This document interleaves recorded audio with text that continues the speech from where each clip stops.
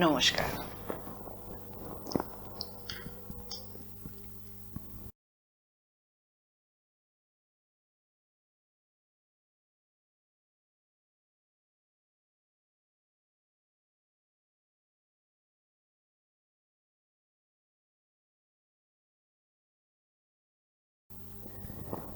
আজকে আমি আপনাদের সঙ্গে একটা এমন বিষয় নিয়ে আলোচনা করব যেটা আমাদের প্রত্যেকের জীবনের এক অংশ। আমাকে কয়েকজন বললেন, ইয়াং লেডিজ, যে দিদি আপনি যে কথাগুলো বলেন সেগুলো জ্ঞানদায়ক, অবশ্যই খুব তথ্য সমৃদ্ধ, কিন্তু সুদূর আকাঙ্ক্ষার মতো সেগুলো করতে পারা একটু শক্ত। তবে আমরা শুনি এবং আমরা বুঝি এবং আমরা চেষ্টাও করি। কিন্তু আমাদের একটা প্রশ্ন আছে, আপনি কি যদি বলতে পারেন, আমাদের রেগুলার লাইফে রাগ জিনিসটা একটা এমন, যেটা আমাদের জীবনের ফ্যামিলিতে হোক, সমাজে হোক, কমিউনিটিতে হোক, অফিসে হোক, আমাদের রিলেশনগুলো খারাপ করে দেয়। আমরা নিয়ন্ত্রণ করতে পারি না। আর বারবার ভাবি রাগ করা উচিত নয়, কিন্তু সেই অভ্যেসে আবার করে ফিরে যাই। তার ভয়ানক প্রতিক্রিয়াও হয়, উত্তেজিতও হয়ে যাই। সেই জন্যে মা এবং শ্রী অরবিন্দ এই বিষয়ে কি বলেছেন, কেননা আমরা একটু জানতে চাই। এটা হয়তো আমাদের তাৎক্ষণিক জীবন এবং আচরণ এবং দৈনন্দিন জীবনের ব্যাপার, রোজকারেরই ব্যাপার, কিন্তু আপনি যদি একটু বলেন তাহলে আমাদের সুবিধে হয়।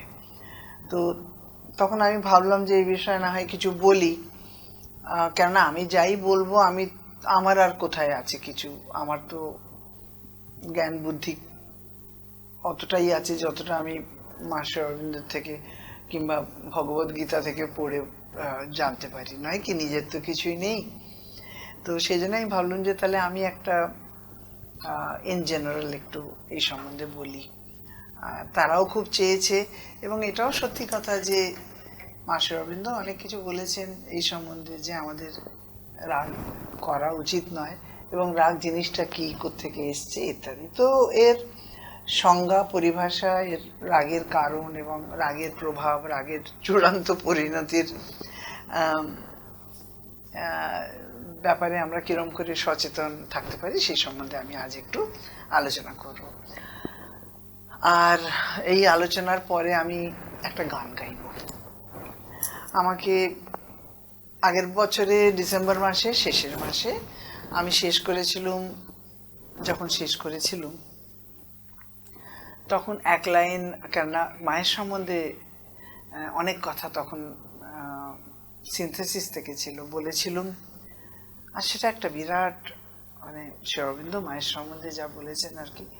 তারপরে একবার বিরাজ গো মা, ওই গানটার এক লাইনে গিয়েছিলাম, হয়তো 2বার কি 3বার গিয়েছিলাম। তো তখন থেকে আমাকে একটু বলা হচ্ছে যে আপনি একবার একটা গান, পুরো গান, এই গানটা গান কিংবা যে কোনো একটা গান। এখন ব্যাপারটা হচ্ছে যে পড়াশোনার মধ্যে গান ঠিক তেমন চলে না আর কি, যার জন্য আমি সেটা করিনি। তবে আমাকে এখন বলা হয়েছে আপনি এবছরটা শেষ করবেন একটা গান গিয়ে, অতএব আমি মায়ের ওপর একটা গান গাইব। ঠিক আছে? গান গেয়ে এবছরের এইগুলো এবছরের টক শেষ হয়ে যাবে এই ডিসেম্বর মাসে। তারপর পরের বছর দেখা যাবে কিসের সম্বন্ধে আমরা কথা বলবো। আপনাদের ইচ্ছে থাকলে আমি কন্টিনিউ করব।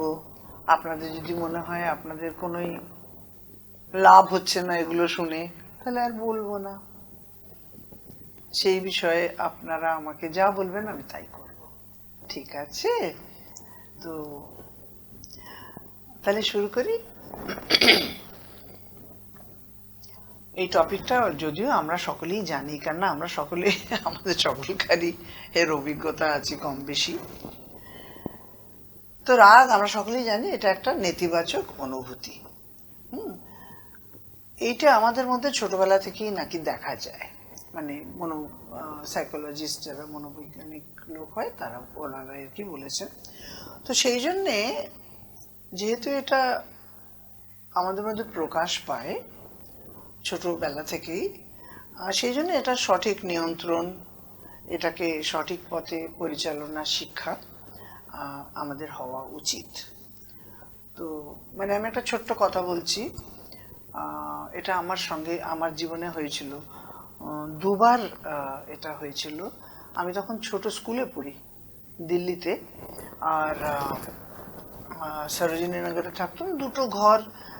একটা বারান্দা আর একটা বারান্দা আর একটা ব্যালকনি, ছোট ছোট বাড়ি ছিল আর কি। তো তো এক একজনরা কি করতো, তারা একটা ঘর ভাড়া দিত। তো একটা বড় ঘর ছিল আর একটা একটু ছোট ঘর ছিল, বাথরুমটা একটাই ছিল, বাথরুম ইত্যাদি, আর রান্নাঘরও একটাই ছিল, তবে তার মধ্যেই তারা ভাড়া টাড়া দিত আমি জানি। তো একটা আমাদের কাছাকাছি বাড়ি ছিল একটা, মানে একটার পর একটা বাড়ি এমনি আর কি, আর মধ্যখানে বেশ বড় মাঠ হতো, ওটা একটা ভালো জিনিস ছিল। যাই হোক, তো একটা বাড়িতে একজনরা এক দম্পতিকে আর কি ভাড়া দিয়েছিলেন। তো সেই ভদ্রলোক যারা ভাড়া নিয়েছিল, তো ভীষণ দেরি করে আসতেন রাত্রিরে। তো দেরি করে আসতেন, তো ওনাকে নাকি বলা হয়েছিল যে আপনি এত দেরি করে আসবেন না ইত্যাদি। আমি জানি না ব্যাপারটা কি ছিল, কে দরজা খুলতো, কি দরজার দুটো চাবি ছিল, ওসব আমি কিছু জানি না, তবে শুনেছিলাম আর কি পরে। আর ওনার যে ছিলেন, উনি ছিলেন সর্দারজি। আর একদিন রাত্রিরে আমি তো ছোট ছিলাম, ঘুমিয়ে পড়েছিলাম, তবে আমার মা বাবারা শুনেছিলেন গুলির আওয়াজ। এবং পরদিন সকালবেলা আমরা জানতে পারলাম যে ভাড়াটে ভদ্রলোক হ্যাড বিন শট ডেড, ওনাকে গুলি করে মেরে ফেলা হয়েছে। পরে জানতে পারলাম সেই আমার প্রথম রাগের পরিণতি কি হতে পারে। সেই আমার জীবনে প্রথম, ছোট ছিলাম তখন, স্কুলে পড়তাম, একেবারে স্কুলে পড়তাম। তো উনি এত রেগে গেছিলেন, ওনাকে নাকি কয়েকবার ওয়ার্নিং দিয়েছিলেন এত রাত্রিরে আসবেন না। যাই হোক, যেমনই, আর পিস্তলই কোত্থেকে কারোর মানুষের বাড়িতে থাকে আমি জানতাম না, তবে ছিল, এবং উনি ওনাকে মেরে দিয়েছিলেন। তারপরে পরবর্তীকালে মা বলেছিল, আমরা তো স্কুলে চলে গেলাম, মা বলেছিল পুলিশ এসেছিল, হেন হয়েছিল তেন হয়েছিল, বহু বছর আগেকার কথা বলছি। তো এইটা আরেকটা আমার জীবনে আমার দেখা ছোটবেলা জানেন যে জিনিসগুলো, এক একটা জিনিস আমাদের মনের মধ্যে এমন দাগ ফেলে যেগুলো আমরা জীবনে কোনোদিনও ভুলি না। তো আরেকটা ঘটনা এমনি হয়েছিল, সেই জন্য রাগের ব্যাপারটা আমাদের সকলকারই একটা চিন্তনীয় জিনিস এবং করণীয় আমাদের করতে। এটাকে আমরা যদি নিয়ন্ত্রণ না করতে পারি, এটা আমাদের জীবনের অনেক আনন্দ এবং সুখ ধ্বংস করতে পারে, ব্যক্তিগত হোক, পারিবারিক হোক, সামাজিক হোক, গোষ্ঠী জীবন হোক, যেমনই হোক। আর রাগটা একটা এমন জিনিস যে সেটা যখন আমাদের হয়, তারপরে সবকিছু ঠিকঠাক হয়ে গেল, তারপরে একটা তিক্ততার আভাস থেকে যায়, অনুভূতি থেকে যায়। এবং ভেতরের জীবন এবং বাইরের জীবন, আমরা তো যোগ সাধনার সম্বন্ধে কথা বলি, আমাদের তো একটা ভেতরের জীবন আছে, স্পেশালি যারা এই পথে চলে। বাইরের জীবন তো আছে, যেমন সকলকারই আছে, তবে আমাদের একটা অ্যাডেড জীবন রয়েছে, সেটা হলো ভেতরের জীবন। তো এটা দুটো জীবনকেই, দুটো লেয়ারকেই প্রভাবিত করে। এবং রাগের জন্য যে মানসিক উত্তেজনা হয়, যেটাকে মা বলেন নার্ভাস অসামঞ্জস্য, তাতে হৃদয়ের স্পন্দন বেড়ে যায়, বিপি বেড়ে যায়, রক্তচাপ বেড়ে যায়, মানে শরীরের উপরও তার একটা প্রভাব আছে। আর রাগটাকে বলা হয় সামটাইমস, তার একটা ভিত্তি আছে, জাস্টিফিকেশন আছে, এবং আমরা ভাবি যে না, সে কেন ভুল করলো, আমি সেই জন্য রাগ করেছি। কিন্তু অনেক সময় রাগটা আবার কাল্পনিকও হয়।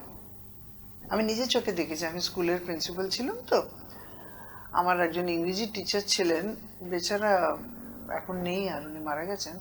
তবে বেচারা ভীষণ কষ্ট লাগতো আমার। উনি এই এতে ভুগছিলেন আর কি।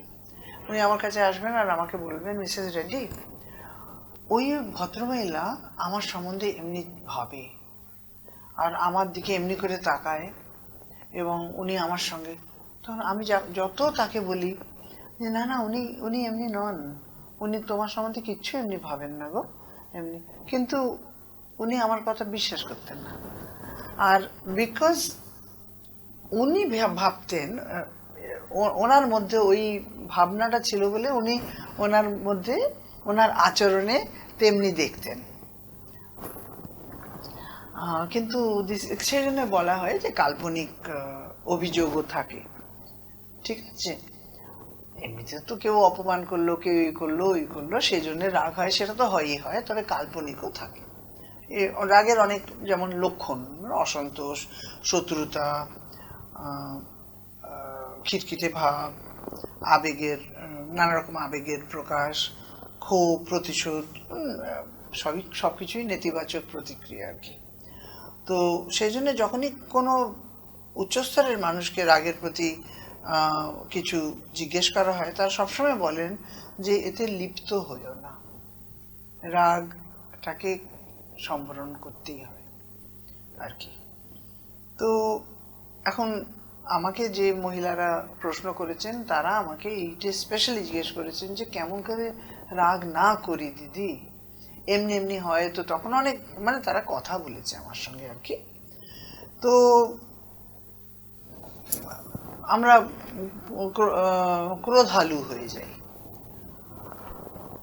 এখন ভগবদ গীতায়, আমি এখন অত তো সময় নেই, তবে একটা সাংঘাতিক শ্লোক আছে সেকেন্ড চ্যাপ্টারে, অ্যাকচুয়ালি প্রসিদ্ধ শ্লোক আছে অ্যাকচুয়ালি। তার বেসিক অর্থটা এই হলো যে যখন মানুষ ইন্দ্রিয় বস্তুর সংস্পর্শে বাস করে, আমাদের যে ইন্দ্রিয়গুলো আছে, 5টি ইন্দ্রিয়র মাধ্যমে, তখন তার প্রতি একটা আসক্তি আমাদের জন্মাতে শুরু করে। অর্থাৎ আমরা ইন্দ্রিয়গুলোর প্রতি আকৃষ্ট হয়ে পড়ি আর কি।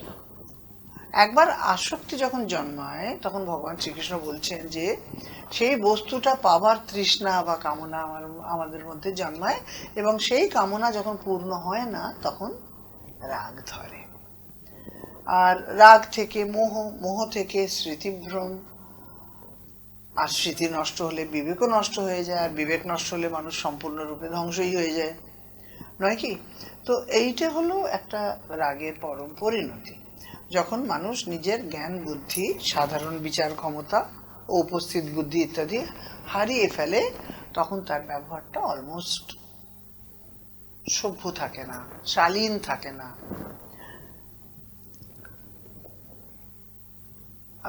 মনোবিজ্ঞানীরা বলেন এটা একটা প্রতিক্রিয়া, অস্বস্তি, আঘাত, অপমান, বা কারোর সঙ্গে মিলল না তার অনুভূতি হলে যে রকমের বিরক্তি বা উত্তেজনার সৃষ্টি হয়। যখন আমরা নিজের চাওয়ার জিনিসটা না পাই, তখন একটা হতাশা তৈরি হয়, আর তার প্রতিক্রিয়াটা হলো রাগ। এটি নিজের হতাশা বা অসন্তোষ থেকে জন্ম নেয় অনেক সময়, কিন্তু এটা খুবই ক্ষতিকারক আর কি। যে মুহূর্তে আমরা রেগে যাই এবং অভদ্র আচরণ করি, রেগে গেলেই আমরা অভদ্র আচরণ করি, আমরা যতই ভদ্র হই। আমি নিজেকে জানি তো, আমি যখন রেগে যাই, এটা আলাদা কথা যে আমাকে আমি মানে আমার কি আর বলবো, একটা হয়তো স্বভাবগত জিনিস আছে। In general I M A motherly nature. আমি ভালোবাসি, খুব ভীষণ ভালোবাসি, ভালোবাসতে পারি। একে তো আমি শিক্ষিকা ছিলাম সারা জীবনে, এখনো গান টান শেখাই ইত্যাদি, যাই হোক, অফিসের কাজেও এরা। কিন্তু আমি রেগেও যাই আর জোরেও কথা বলি। আমার স্বামী কখনো করেন না, he has a tremendous control, এত ভদ্র, কিন্তু আমি বেশ অভদ্র হয়ে যাই। তবে ব্যাপারটা হচ্ছে যে আমি এদেরকে এত ভালোবাসি, এরা জানে আমাকে, কিন্তু that is not a licence. আমি নিজেকে একটা লাইসেন্স দিচ্ছি, কিন্তু এটা লাইসেন্স দেওয়ার ব্যাপার নয়। অভদ্র আমরা হয়ে যাই ইন দি সেন্স যে জোরে যখন কথা বলা, জোরে কথা বলাটাই তো অভদ্রতা। সেই কথাটা একটু হলে, তবে আমি অতটা কেয়ার করি না, এই জন্য যে এরা মানে ওরা জানে মাই নেচার ইজ লাইক দ্যাট। আবার পরের পরের মুহূর্তে আমাকে এসে আবার চুমু খাবে, আমার মাথায় হাত দেবে সেরা। কিন্তু তবুও this is not a justification. আমরা একটু অভদ্র হয়েই যাই যখন আমরা জোরে কথা বলি কিংবা মুখ বেঁকিয়ে কথা বলি কিংবা কিছু। তো প্রতিক্রিয়া একটা আমাদের যে হয়, সেই জন্য রাগকে একটা নিম্ন প্রকৃতির একটা অংশ, অসংস্কৃত। তো শ্রী অরবিন্দের মতে যেটা রয়েছে, মানুষ 5টি ভাগ নিয়ে গঠিত আমরা: শারীরিক, প্রাণিক, মানসিক, সাইকিক এবং আধ্যাত্মিক। Right? Mental, vital, physical, mental, vital, psychic and spiritual. Right? এখন প্রথম 3টে হলো আমাদের উপরের অংশ, এবং সাইকিক এবং স্পিরিচুয়াল হলো আমাদের অন্তর্জীবনের অংশ, অন্তর্মন। এটা আমরা বহুবার আলোচনা করেছি, আপনারা সকলেই এত বেশি জানেন যে এটা সম্বন্ধে কিছু বলার দরকার নেই। তবে তার একটা আসছে এই জন্যে যে আমাদের শ্রী অরবিন্দ বলেছেন যে মানসিকভাবে এই অংশগুলোর সম্পর্কে সচেতন হওয়া আমাদের দরকার। প্রতিটি স্তরের নিজস্ব একটি চেতনা আছে, এবং উনি বলেন যে শরীরের চেতনা, মনের চেতনা, অনুভূতির চেতনা, এগুলো সবই আলাদা আলাদা। শরীর চেতনা মনের আদেশে কাজ করতে পারে, কারণ মন মানুষের মধ্যে অধিক শক্তিশালী। আর মন প্রাণিক আবেগ এবং শারীরিক কাজকে, প্রাণিক আবেগ এবং শারীরিক কাজকে নিয়ন্ত্রণ করতে পারে। মানে আমি আর চলতে পারছি না, কিন্তু আমাকে মনটা বলছে না, চলে তোমায় ওখানে পর্যন্ত পৌঁছতে হবেই। তারপরে আমি অসুস্থ তো আমিই হয়ে পড়ি, মানে শরীরটা হয়ে পড়ে আর কি। সেই জন্য বডি কনসিয়াসনেসকে জাগ্রত করতে হয়, এটা মা শ্রী অরবিন্দ বলেছেন। প্রশিক্ষিত করতে হয়, সচেতন করতে হয়, ইত্যাদি। প্রাণিক অংশটা আমরা জানি, যেটা জীবন শক্তির ব্যাপার আর কি, প্রাণ শক্তি। আর এখান থেকে ইচ্ছে এবং তার বিভিন্ন প্রতিক্রিয়া জন্মায়, যেটা হলো ক্রোধ, ভয়, লোভ, কাম এবং সকল রকম আবেগগত মুভমেন্ট। মানসিক অংশটি চিন্তা ও বিশ্লেষণের স্থান, যেখানে বুদ্ধি, ধারণা, চিন্তা এবং বিভিন্ন রকমের প্রতিক্রিয়া হয় আর কি। তো এদের আবার আমি অত ডিটেলে যেতে চাই না, নানা রকম উপশাখা আছে, শাখা আছে, যেমন শারীর, I don't need to go into that, এই ব্যাপারে দরকার নেই। তবে ইন জেনারেল রাগ হচ্ছে লোয়ার ভাইটাল, নিচু স্তরের প্রাণ শক্তির একটা অংশ, আর উচ্চ স্তরের প্রাণ শক্তির এটা অংশ নয়। ঠিক আছে? উচ্চ স্তরের জিনিসগুলো হলো আনন্দ, প্রেম, অ্যাসপিরেশন ইত্যাদি। আর নিচু স্তরের গুলো আপনারা জানেন: অহংকার, ভয়, উচ্চাকাঙ্ক্ষা, কামনা। নিচু স্তরের প্রাণ, লোয়ার ভাইটাল, যেটা দৈনন্দিন জীবনে আমাদের বেশি প্রকাশ পায়। ঝগড়া হয়, ঝাঁটি হয়, বিবাদ হয়, আমি এই খাবারটা বেশি পছন্দ করি, আমি এটা পছন্দ করি না, আমি এত কাজ করলুম আমাকে কেউ প্রশংসা করছে না, ইত্যাদি ইত্যাদি, নানা রকম lower vital. This is the lowest vital actually. তো এখন আমরা দেখছি যে আন্তরিক স্তরে এবং বাহ্যিক স্তরে, মানে আউটার এবং ইনার দুটো স্তরের মধ্যে যদি একটা সামঞ্জস্য না থাকে, তাহলে আমরা সুখের জীবন করতে পারি না, বাস করতে পারি না।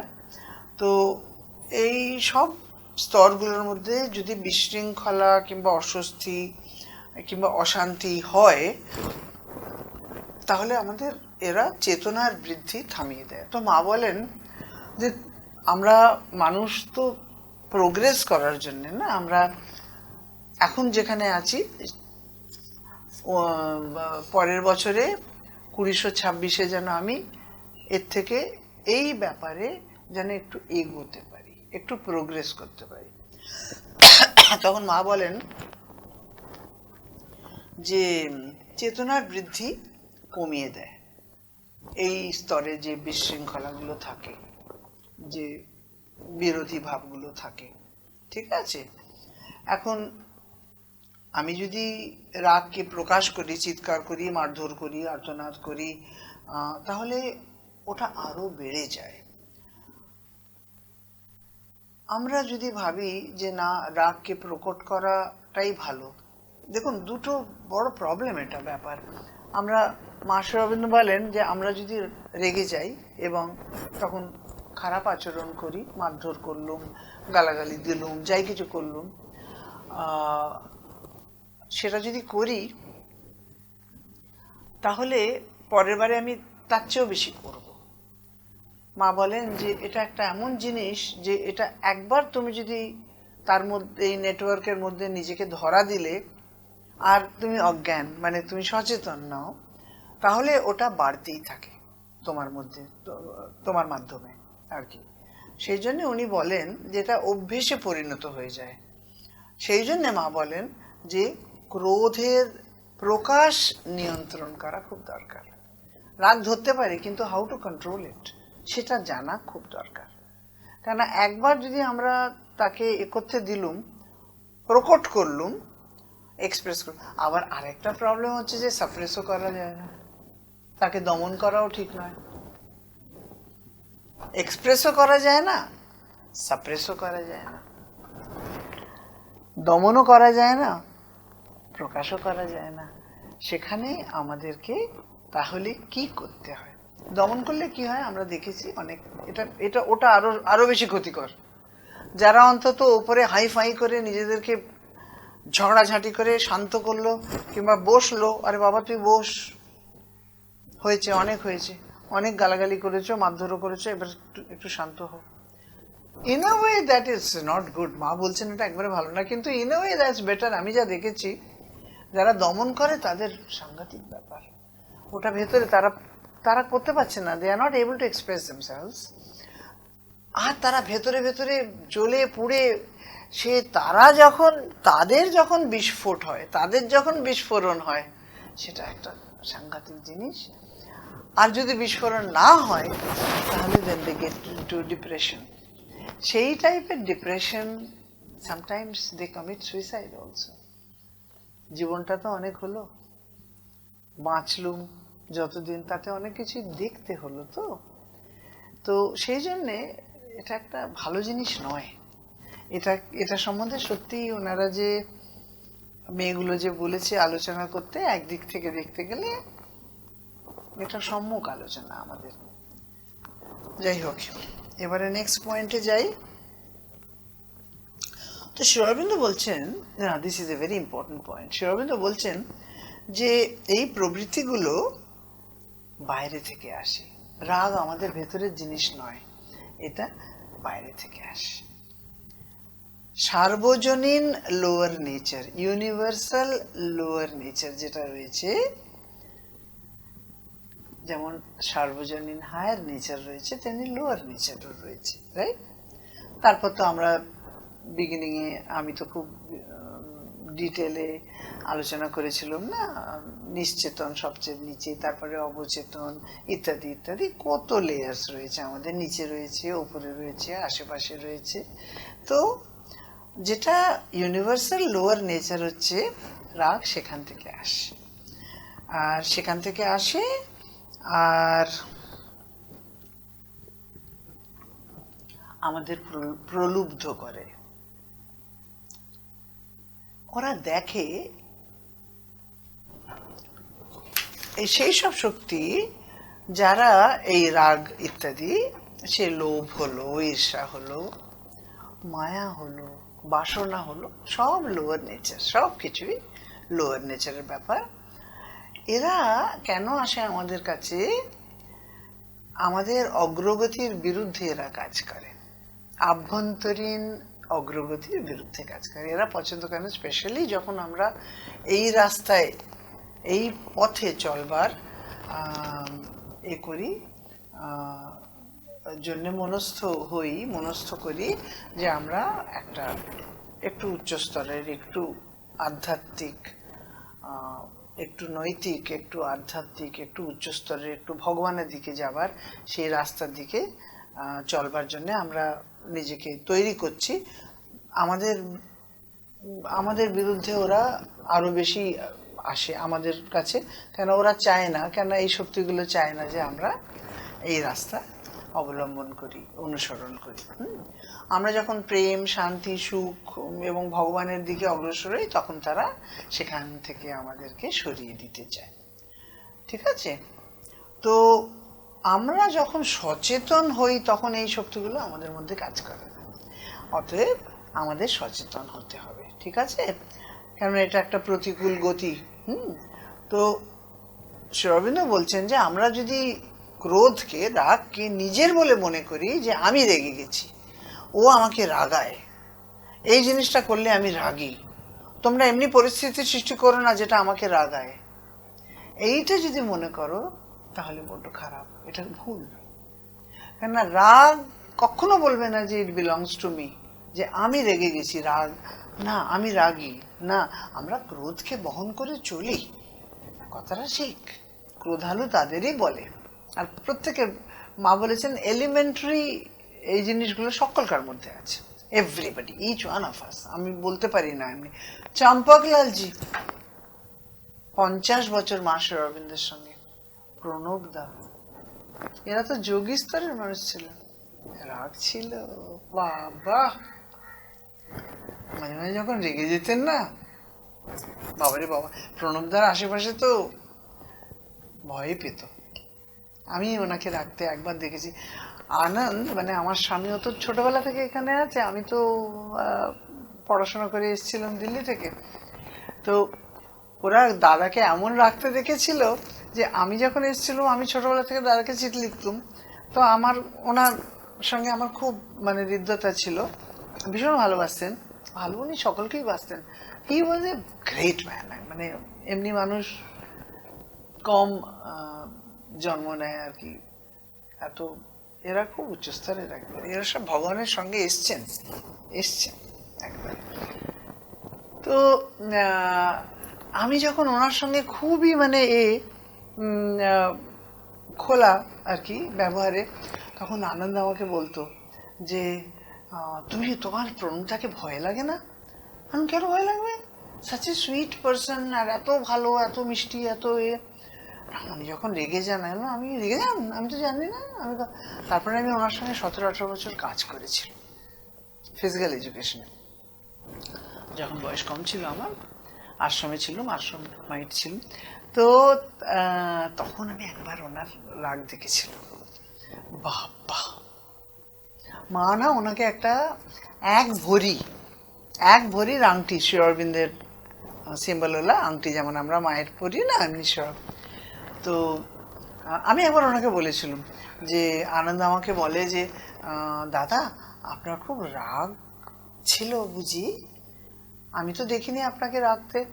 তখন উনি বেশ চুপ করে থেকে বললেন, হ্যাঁ রাগ আমার ছিল, রাগ ছিল।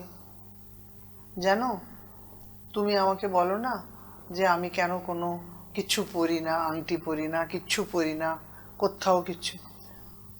আমাকে মা একটা এক ভরির আংটি দিয়েছিলেন, শ্রী অরবিন্দের সিম্বলওয়ালা। তারপরেতে একদিন রেগে গিয়ে এমন মারলুম যে আংটিটাই বেঁকে গেল। আংটিটা এমন বেঁকে গেল, সে আঙুল থেকে বের করা মুশকিল, কাটতে হলো। তারপরে মা ওটা নিয়ে নিলেন, আর কোনোদিনও দেননি আংটি পরতে। মানে আংটি বেঁকে গেল, এমন মার মেরেছেন। এমনিতে কথায় কথায় বলছি যে চম্পকলালজিরও রাগ আমি দেখেছি। আমি ভীষণ ক্লোজ ছিলাম, 8 বছর ওনার কাছে এভরিডে যেতাম। আমার খুব সৌভাগ্য ছিল যে এমন এরা যোগী স্তরের মানুষ। মানে প্রণবদার সম্বন্ধে মা লিখেছেন, একটা ডায়েরি ছিল, আনন্দ দেখেছে, ওই ডায়েরিটি উনি কাউকে দেখাতেন না, তাতে ওনার চৈত্য পুরুষের সম্বন্ধে মা লিখেছেন। মানে এরা খুবই মানে উচ্চস্তরের, একেবারে খুব উচ্চস্তরের।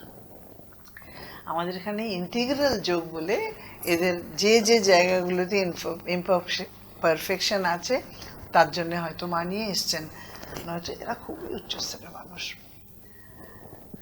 এখন ভুলেই গেছি, দেখি কোথায় কথা বলছিলাম।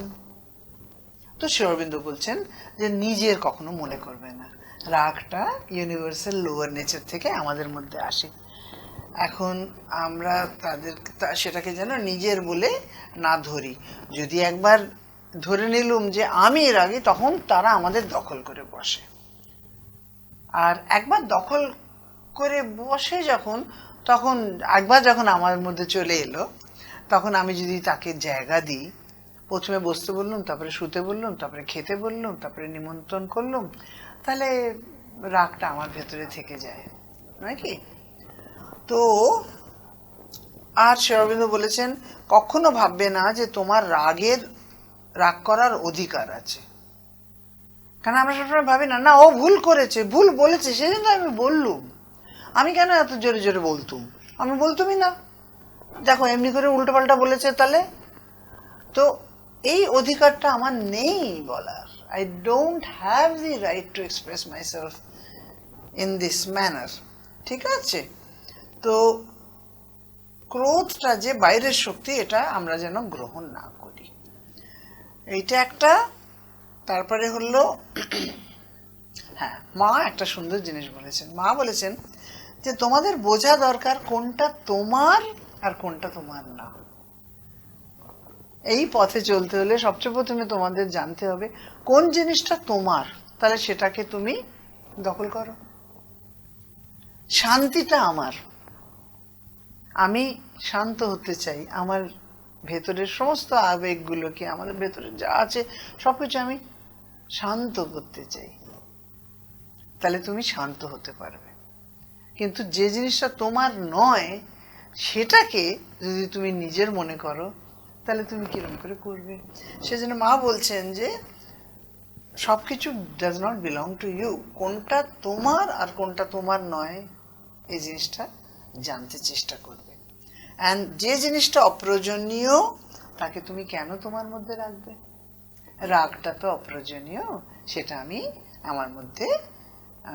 তখন মা বলছেন যে রাগের অভ্যেসটা কখনো দৃঢ় হতে দেওয়া উচিত নয়। সেই জন্য উনি বলছেন যে সবচেয়ে ভালো উপায় হলো রাগের প্রকাশ সম্পূর্ণভাবে প্রত্যাখ্যান করা। না কথায় রাগ করবে, না কাজের মধ্যে রাগ করবে। ঠিক আছে? তবে সেটাকে দূর করতে আমরা কখন সক্ষম হই? যখন আমাদের উইল পাওয়ার, ইচ্ছা শক্তিটাকে আমরা দৃঢ় করতে পারি। অ্যাবসলিউটলি। দুটো জিনিসই, ক্রোধ এবং প্রতিশোধ, দুটো জিনিসই মা বলেন নীচ মানবতার লক্ষণ। আদিম যুগের মানুষের, আগামীকালের মানুষের নয়।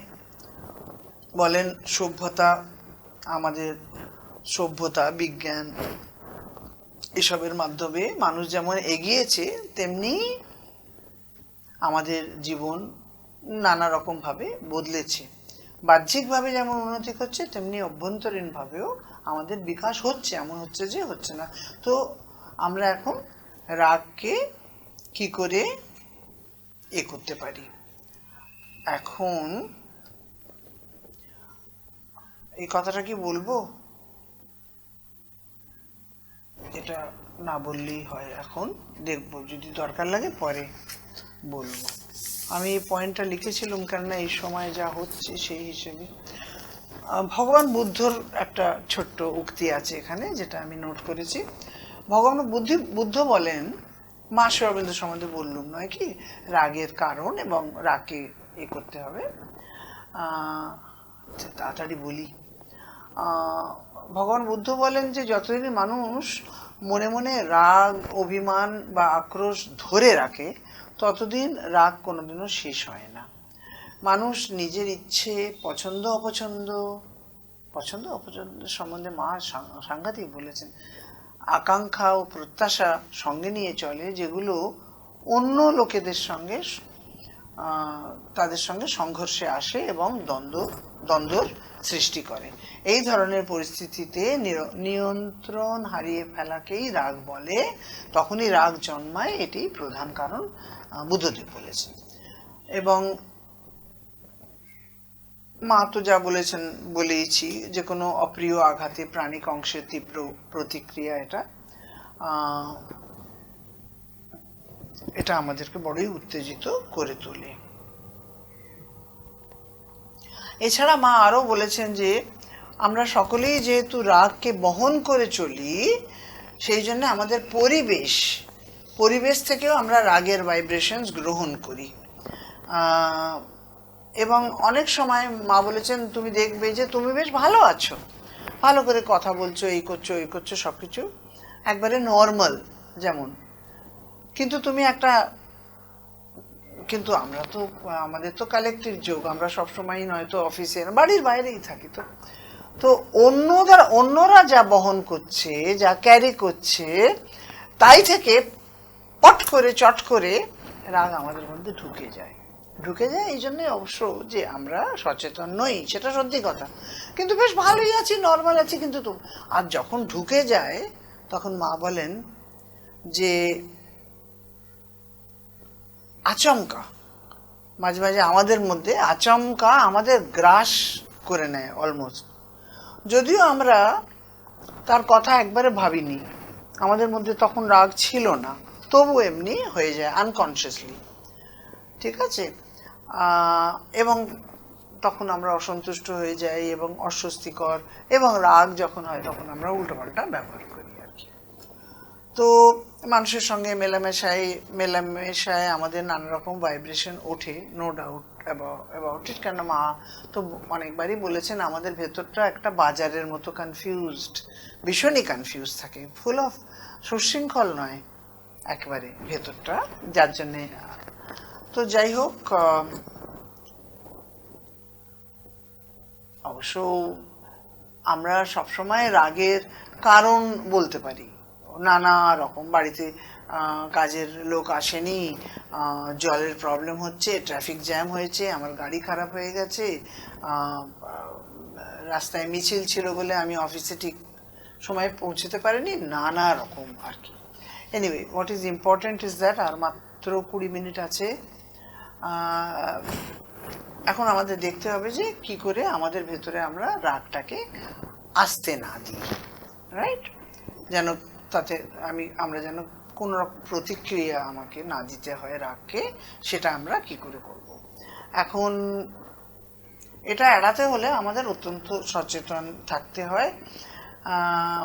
একটি এমন জীবন যেখানে পূর্ণ সতর্কতা আমাদের জাগ্রত থাকতে হবে, খুবই সতর্ক হয়ে আমাদের দেখতে হবে যে রাগ কিভাবে আস্তে আস্তে আমাদের ভেতরে প্রবেশ করছে। যেমন একবার আমি একটা টক দিয়েছিলাম না, চিন্তার কন্ট্রোল অফ থটস, যে কেমন করে আস্তে আস্তে আমরা যখন খুব সতর্ক হই, মা বলেন না যে থটসগুলো বাইরে থেকে আসে আমাদের মাথায় ঢোকবার আগে আমরা তাকে যেন না ঢুকতে দিই। It's not easy. তখন আমি খুব বিশদভাবে আলোচনা করেছিলাম, আমার এখনো মনে আছে। এবং প্রথমে সব কিছুই ঢুকতে না দিই সেই এটা করতে হয়, এক্সারসাইজটা করতে হয়। তারপরে আমরা দেখি আমরা অনেক সময় ভালো থটসকেও ঢুকতে দিচ্ছি না, কিন্তু সেটা আস্তে আস্তে আমাদের বিবেককে খুব এতে রেখে এবং নিজেদেরকে কেমন করে খারাপ এবং ভালো থটসগুলোর মধ্যে করতে হয়,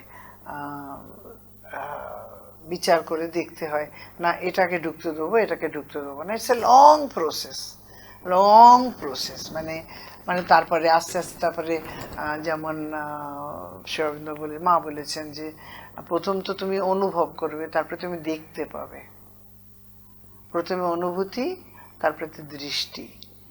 তো প্রায় সেম সেম জিনিস এখানেও তাই আর কি। মানে লক্ষ্য করতে হবে আমাদের কোন কারণে বা কোন পরিস্থিতিতে আমরা ধীরে ধীরে উত্তেজিত হয়ে যাই। এগুলো আস্তে আস্তে করতে হয়, শান্ত হয়ে করতে হয়। দেখতে আমরা তখনই পাই যখন আমরা শান্ত থাকি, ভেতর থেকে শান্ত, ওপর থেকে না। তারপর আমাদের দরকার যে আমরা সেই প্রবেশকে অস্বীকার করতে পারি। সেই অস্বীকার করার শক্তি প্রথমে তো চিনতে হবে না, তারপরেই তো আমরা অস্বীকার করব না। আমরা তাকে গ্রহণ করব কি গ্রহণ করতে করব না, ঢুকতে দেবো কি ঢুকতে দেবো না, চিন্তার মতো। আর শ্রী অরবিন্দ এটা মনে রাখতে হবে, এটা বাইরে থেকে আসে, এটা একটা বাহ্যিক শক্তি আর আমাদের মধ্যে ঢুকে পড়ে। কেন আমরা দরজাটা খোলা রাখি, তো এখন আমাদের দরজাটা খুলে রাখতে হবে না।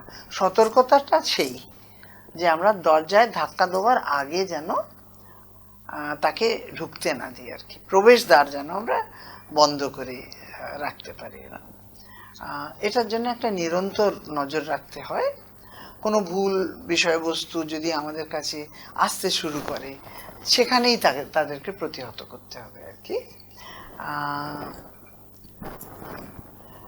আরেকটা জিনিস যেটা মা বলেছেন, রাগের কারণ এবং তাকে নিয়ন্ত্রণ করতে না পারার কারণ, তার মধ্যে একটা প্রধান কারণ হলো যে আমরা আমাদের ভেতরের চৈতন্য সত্তাকে, সোলকে, আত্মাকে জানি না।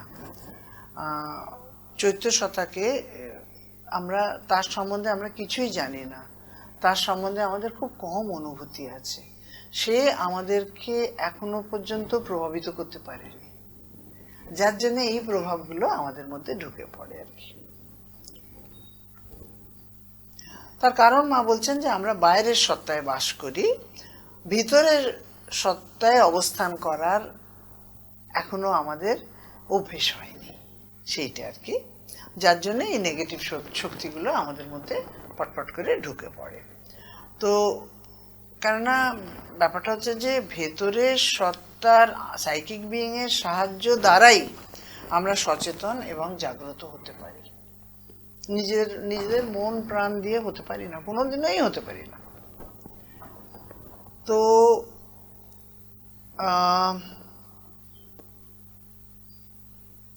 আমরা যে এইসব আলোচনা করছি, কিংবা সৎসঙ্গ করি, কিংবা ঈশ্বরের দ্বারে যাই, কিংবা আপনারা সেন্টারে যান, ধ্যান করেন, মায়ের বই পড়েন, সকলে মিলে একটা চর্চা করেন, বড় বড় দিন পালন করেন, এই সবগুলো আমাদের ভেতরের নিয়ে যায় নাকি?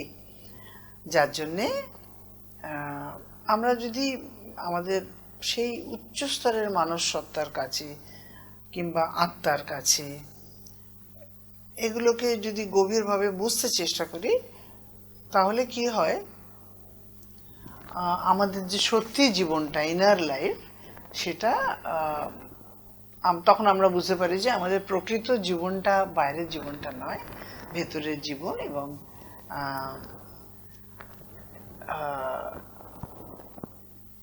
তখন আমরা সেই ভেতরের সঙ্গে একটা সম্পর্ক গড়ে তুলতে পারলে সেটা আমাদের বাইরের জীবনে সাহায্য করে। তখন আমরা আস্তে আস্তে আমাদের ইষ্ট দেবতা বলো, ঈশ্বর বলো, আমাদের অন্তরের মধ্যে যেটা সর্বোচ্চ শক্তিসমূহ রয়েছে, সেটা আমাদেরকে বাইরের জীবনে, তবে আমাদের একটা আশপ্রিয়া থাকতে হবে যে না মা, আমি রাগ করতে চাই না, আমি রাগী হতে চাই না, আমি আমার যেন যেমনই পরিস্থিতি, যতই প্রতিকূল হোক, আমি যেন প্রভাবিত না হই। তার জন্য কি কি করতে হয় একটুখানি আলোচনা করি। কিরম করে প্রত্যাখ্যান করতে হয় রাগের কারণগুলি, আর যেগুলো আমরা বললাম, সেটা হচ্ছে নিজেদের আকাঙ্ক্ষা এবং প্রত্যাশা, এক্সপেকটেশন, আত্মসংযমের অভাব, আত্মজ্ঞানহীনতা, আমরা কি করতে সক্ষম এবং আমাদের কি করা উচিত সেটা আমরা জানি না, এবং ঈশ্বরের উপর আস্থার অভাব, ট্রাস্ট ইন ডিভাইন, সেটা অভাব, রাইট? তো তো এই শক্তিগুলির মোকাবিলা করতে হলে ঈশ্বরে বিশ্বাস থাকা অ্যাবসলিউটলি অপরিহার্য।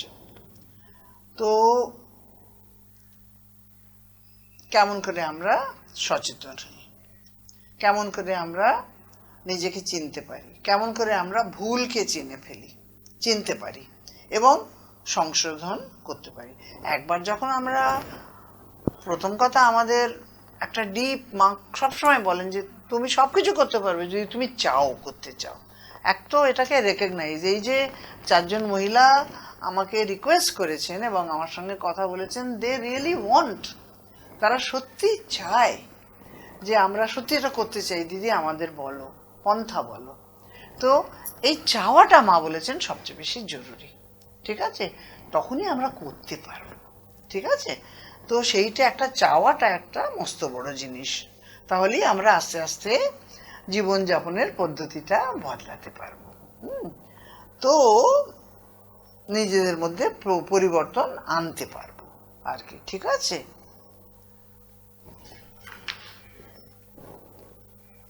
হ্যাঁ, মা আর একটা কথা বলেছেন যে অনেকে বলে না, না রে আমার স্বভাবটা তো এই, আমি নিজেকে বদলাতে পারবো না। বলেছেন কখনো পাস্টকে তুমি কখনো এটা ভাববে না, এটা খুব রং ভাবা, একেবারে না। আমি যেটা হতে চাই আমি সেটা হব, এই ডিটারমিনেশনটা যেন আমাদের মধ্যে থাকে। বারবার একেবারে ভাবা ভালো না, আমি এমন ছিলাম তেমন ছিলাম, আমি করতে পারবো না, কখনো এমনি ভাববে না, ঠিক আছে? আমি নিজেকে বদলাবো, সেটাই হলো আমাদের সত্যিকারের মনোভাব। এইটাই স্মরণ রাখা যে ঈশ্বরের ইচ্ছা, ঈশ্বরের সাহায্য ছাড়া তো কিছু হয় না। আমি ঈশ্বরের সাহায্য নিয়ে নিজেকে এটা করব। সেই জন্য মা বলেন যে কেউ যদি নিজের ভুলকে সংশোধন করতে চায় সে নিশ্চয়ই পারবে। আর এটা আমিও বলতে পারি, অন্তত পক্ষে একটু আধটু যতটাই আমরা আশ্রমে থেকে যতটা পেরেছি, ঠিক আছে? সকলেই আমরা 40 বছর পর্যন্ত সকলেই খুব ছিলুম, তারপরেই আমাদের আস্তে আস্তে একটু সিরিয়াস লাইফের এসছে, তবুও তো বহু বছর হয়ে গেল। তো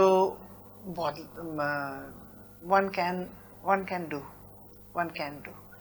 মায়ের সাহায্য থাকলে, মায়ের সান্নিধ্য থাকলে, মাকে আমরা মাকে হাত ধরে পথ চলতে পারলে, মায়ের সঙ্গে সব কিছু কথা বলতে হবে, সব কিছু, ভালো হোক মন্দ হোক যাই হোক একেবারে, তাহলে আমরা নিশ্চয়ই পৌঁছবো, কোথাও না কোথাও নিশ্চয়ই পৌঁছতে পারবো। ওনার কৃপা না থাকলে, ঈশ্বরের কৃপা না থাকলে আমরা আমাদের ভুল চিনতেই পারবো না, তার সংশোধন তো দূরে থাক। আচ্ছা, তার জন্যে মা বলেছেন আত্মপর্যবেক্ষণ, সেলফ অবজারভেশন। হ্যাঁ, ওটা না হলে আমরা আমাদের ভুলটা দেখতে পাবো না, জানতে পারবো না, ঠিক আছে? সো প্রথম কথাটা হলো সেলফ অবজারভেশন। পরিবর্তনের জন্য এটা একটা দৃঢ় মাধ্যম। আর আমাদেরকে খুব শক্তভাবে এটা মেনে চলতে হবে যে আমি তো পারি না, আমি আর কি, আমি একটা তুচ্ছ মানুষ, কিন্তু আমার মধ্যে যে ভগবান আছেন, ইষ্ট আছেন, আমার মধ্যে যে মা আছেন, আমার মধ্যে যে আমার গুরু আছেন, উনি তো আমাকে সাহায্য করবেন। এইটা একটা খুব দৃঢ়ভাবে মনের মধ্যে একবারে বসিয়ে দিতে হয়, ঠিক আছে? আমাদের সদা ঈশ্বরের হস্তক্ষেপ আহ্বান করতে হবে। ধীরে ধীরে ধৈর্য এবং পর্যবেক্ষণ আমাদের ভেতরে পরিবর্তন নিশ্চয়ই আনবে, এবং মা বলেছেন তার ফল তোমরা দেখতেও পাবে।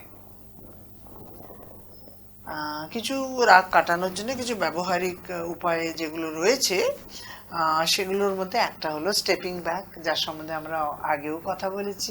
আমাদের রাগ হলেই, যেই রাগের অনুভূতি আসছে, যেই মনে হচ্ছে কিছু একটা পরিবর্তন আসছে আমার আবহাওয়ার মধ্যে, তখনই ভেতরে ঢোকা, স্টেপিং ব্যাক, ভেতরে ঢোকা, পিছিয়ে আসা। ওই যে বলেছিল উপরের একটা স্তর রয়েছে ফিজিক্যাল, মেন্টাল, ভাইটাল, আর ভেতরটা সাইকিক এবং স্পিরিচুয়াল, সেটার মধ্যে ঢোকা, নিজের মধ্যে ঢোকা। ঠিক আছে, সেটা ভীষণ আমাদের ইম্পর্ট্যান্ট, সেটা আমাদের দৈনন্দিন জীবনে বারবার করতে হয়, আর ওটা আস্তে আস্তে অভ্যেস হয়ে যায়, প্রতি সময় লাগে, তবে হয়ে যায়। ভেতরে তাকিয়ে দেখতে হয় আমাদের, এবং এক ধরনের ইতিবাচক মনোভাব আর কি নিজেদের মধ্যে গড়ে তুলতে হয়, যে আমি পারবো, কিছু একটা গড়বড় হচ্ছে, আমি ভেতরে যাই, দেখি, তখন আমি নিজেকে ভালো করে সামলাতে পারি। কেন সামলাতে পারি? কেননা আমি এমন জায়গায় ঢুকছি যেখানে সাইকিক বিইং এর নিবাস। ঠিক আছে, ভেতরে, সপ্তম দ্বারের ভেতরে, কিন্তু আমি তার বাড়িতে ঢুকলুম। তো যখন আমি তার বাড়িতে ঢুকলুম তখন ব্যাপারটাই আলাদা।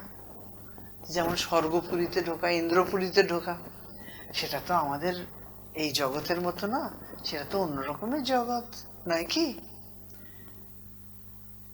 তো তখন আমরা একটা একেবারে অন্যরকম আভাস পাই, অন্যরকম গাইডেন্স পাই, অন্যরকম আবহাওয়ার মধ্যে ঢুকলুম।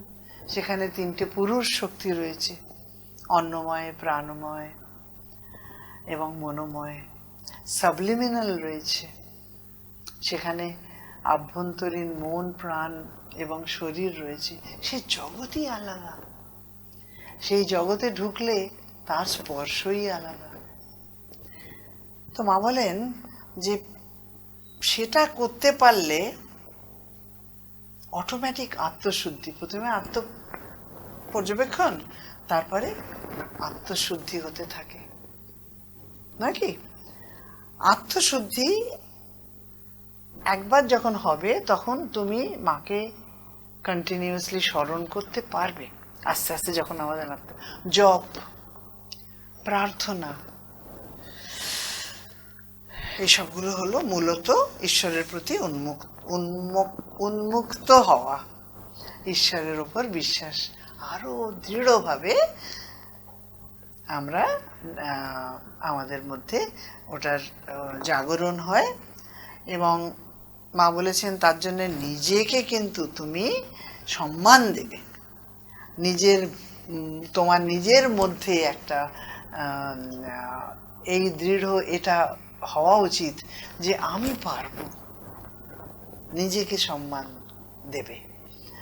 আর এই আস্থা রাখবে যে চিন্তা, অনুভূতি, কর্ম সব কিছুই সেই অন্তর্নিহিত পরাশক্তির দ্বারা যেন আমার মধ্যে পরিচালিত হয়। ঠিক আছে,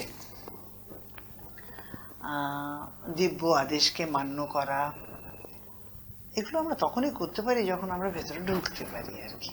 ঠিক আছে, তো এটা হলো স্টেপিং ব্যাক এবং ভেতরে ঢোকার পদ্ধতি।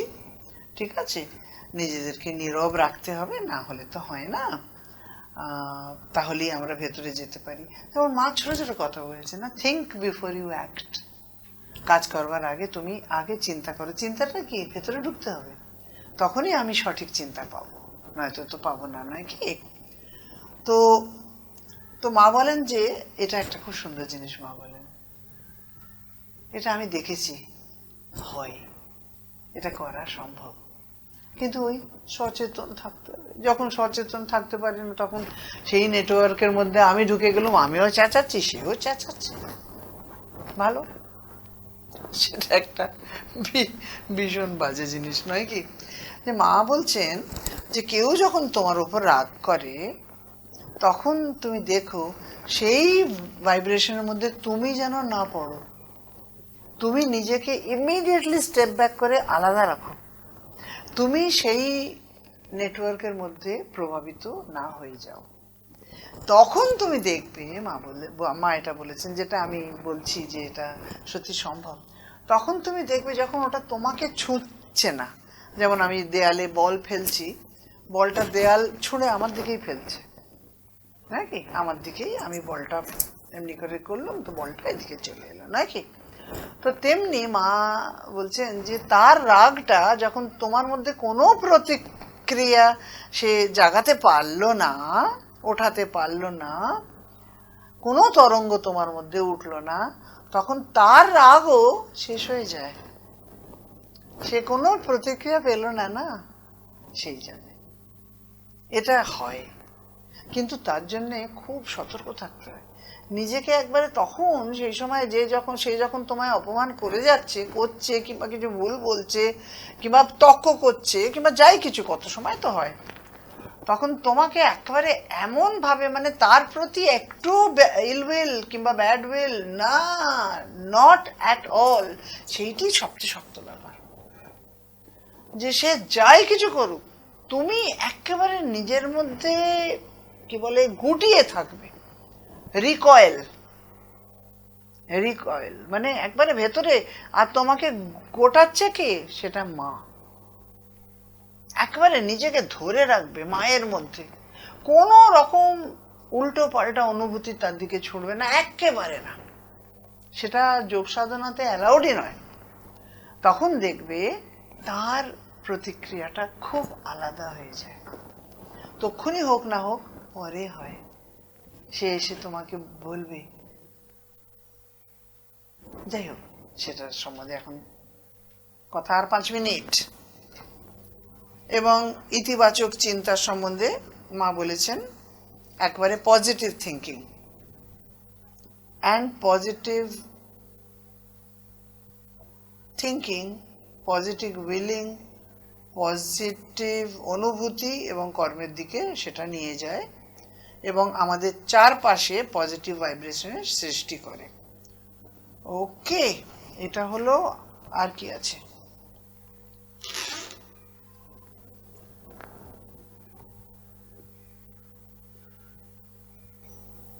হ্যাঁ, এইটা আগে হতো আমাদের, অনেক আগের কথা বলছি, 1940s, 1950s, 1960s-এও মা শ্রী অরবিন্দ বলতেন ডায়েরি লেখো, প্রতিদিনের ডায়েরি, সেলফ রিফ্লেক্টিভ ডায়েরি, আত্মমূল্যাঙ্কনের।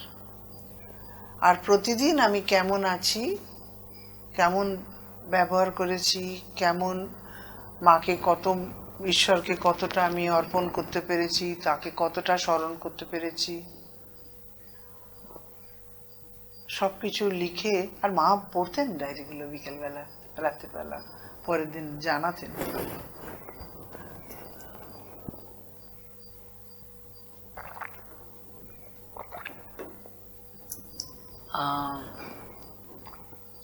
তো ওটা আমরা এখন লিখি না, তবে জীবনের কোনো না কোনো সময় আমরাও তো লিখেছি। সেটা একটা আমাদেরকে প্রোগ্রেসিভলি হেল্প করে, আমাদের এগিয়ে যাবার পথে আমাদের অনেক, আমরা কতদূর এগোতে পেরেছি সেটা ডায়েরির মাধ্যমে আমরা অনেকটাই করতে পারি, নিজের মূল্যাঙ্কন করতে পারি। মা খুব ডায়েরি লিখতে বলতেন এবং মা দেখতেন এবং সেই অনুযায়ী আমাদের আত্মশুদ্ধির এতে হেল্প করতেন, নয় কি?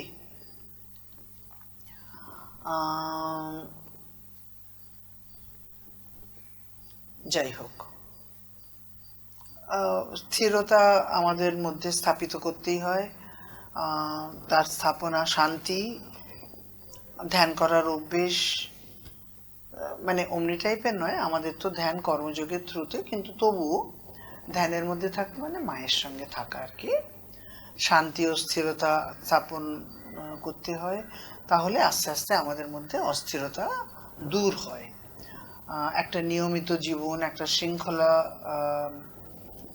জীবন আমরা যাপন করতে পারি, যেখানে আমরা শান্তিটা এলে, অস্থিরতাটা চলে গেলে আমরা জানতে পারি কখন রাগ হচ্ছে, তাহলে সেটাকে আমরা প্রবেশের অধিকার দেবো না, অস্বীকার করব। এমনি করতে করতে আস্তে আস্তে শ্রী অরবিন্দ একটা কথা সুন্দর বলেছেন না, আমার ওই কথাটা যতবার বলি আমার ততবার ভালো লাগে, আর ততবারই আমার হাসি। যে একটা চিঠিতে লিখছেন, জানো, এদেরও না লজ্জা শরম আছে, এই যে লোয়ার এগুলো, এই দুটো লজ্জা শরম আছে। তুমি যখন এদেরকে ঢুকতে দেবে না, এদেরকে যখন প্রবেশের স্বীকার করবে না, অধিকার দেবে না, তখন আস্তে আস্তে এরা দেখবে না এর কাছে আর এসে লাভ নেই, এ আর আমাদের ঢুকতে দিচ্ছে না, বসতে দিচ্ছে না, খেতে দিচ্ছে না, শুতে দিচ্ছে না, এর কাছে আর আসবো না। সেটা করতে সময় লাগে, তবে সেটা ডেফিনেটলি আমাদের ধীরে ধীরে মনের মধ্যে শান্তি স্থাপন করতে হবে এবং অন্তঃসত্ত্বার উদ্ভাসের জন্য অ্যাসপিরেশন জাগাতে হবে। জব সম্বন্ধে তো মা সাংঘাতিক বলেছেন, নিজেও জব করতেন। তো এই জিনিসগুলো যা চর্চা আমি করলুম, এর অনুশীলন করলে অবশ্যই রাগকে সম্বরণ করা যায়, এটা আমার দৃঢ় বিশ্বাস। যদিও খুব শক্ত ব্যাপার, আমি সে কথা বলছি না, আর টু সাম এক্সটেন্ট হয়তো থেকে যায়, তবে কয়েকটা জিনিস আছে যেগুলো বেশি হার্মফুল নয়। আমি তো টিচার ছিলাম, মাও বলেছেন মাঝে মাঝে কখনো কখনো তো একটু মানে ফার্মও হতে হয়, দ্যাটস রাইট, কিন্তু ভেতর থেকে যেন কোনো রকম রাগ কিংবা কারোর প্রতি কোনো রকম অভিযোগ এটা যেন না থাকে। এই পথে এর কোনো মূল্য নেই, মানে এটা থাকা উচিতই নয়, এটা ভুল জিনিস। ঠিক আছে, আজ আবার আমি গান গাইবো তো এক্ষুনি, তবে সেখানেও যাবে তো 5-7 মিনিট, সেজন্যে ব্যাস ডিসেম্বর মাস শেষ হলো, পরের বছর আবার দেখি। আপনারা যদি চান আমি নিশ্চয়ই আসবো, আর যদি না চান তাহলে আসবো না, এই পর্যন্ত। আপনারা কিন্তু যখন পন্ডিচেরি আসবেন তখন আমার সঙ্গে দেখা করতেই হবে, একেবারে করবেন, ঠিক আছে? তাহলে আমি গান গাইবো। নিতা স্পেশালি আমাকে অনেকবারই বলেছে, ও আমাকে আবার এও বলেছে যে তুমি বলো না দিদি, মেটেরিয়াল জিনিস কে, মেটেরিয়াল আমাদের মানে যে আমরা তো বস্তুবাদী, কিরম করে তার কেয়ার নিতে হয়, টেক কেয়ার করতে হয়, মা কি বলেছেন। তা আমি এখনো পর্যন্ত সেই সম্বন্ধে কোনো কথা বলিনি, এই জন্য যে ওটা সম্বন্ধে 1 ঘন্টা কিছু বলতে পারবো না, সেই জন্যে। তবে পরের বারে আমি নিশ্চয়ই তাই সম্বন্ধে বলবো, তার সম্বন্ধে বলবো। ও এখন আমাকে বলবে যে তুমি অন্যদের যার বলে তারা তো বলে আর তুমি সেই অনুযায়ী উত্তর দাও কিংবা টক দাও, আমি একটা জিনিস বলেছি কেন বলছো না? তো না, পরের বারে আমি নিশ্চয়ই বলবো। সেটা যদি ছোট হয়, 1/2 ঘন্টা হয়, তাহলে তারপরে আরেকটা কিছু বলবো। তবে সব কিছু যা কথা মায়েরই তো বলবো, নিশ্চয়ই বলবো। ঠিক আছে, তাহলে এবারে গান গাইবো। ওকে, নমস্কার।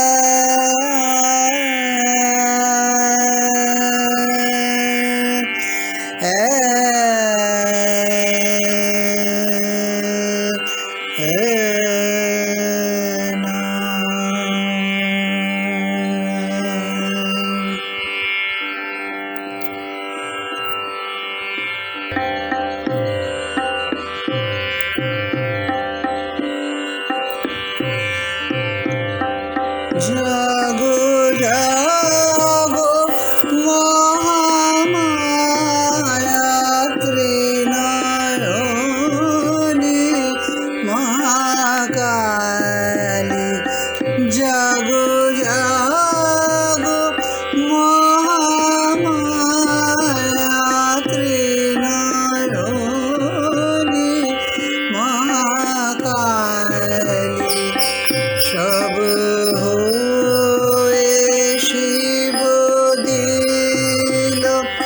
সমাধিতে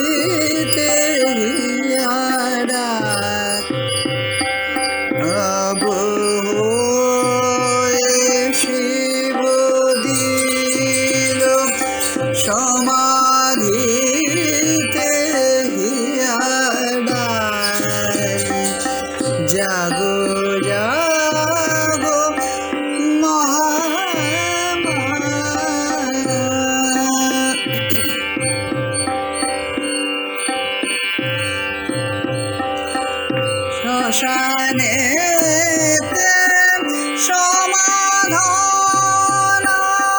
করি তবু আরাধনা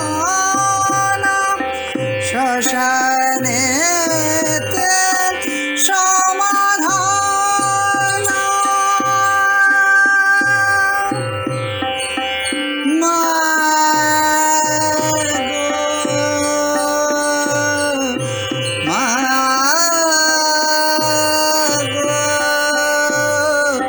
শ্যামা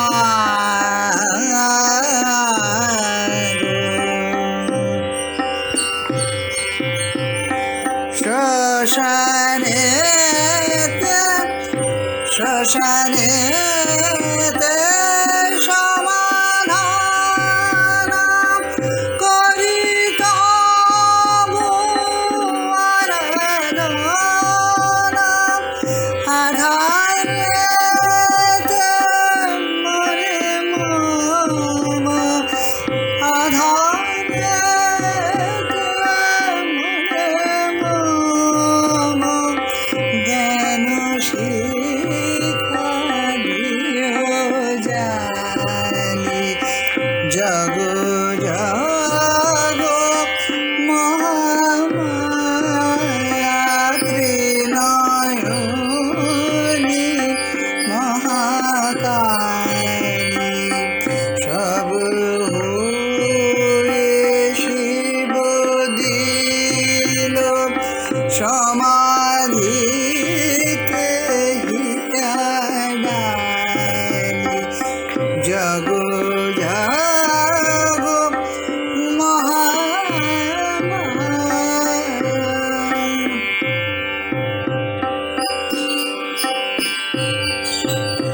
কিয়া কিয়া নাচো শ্যামা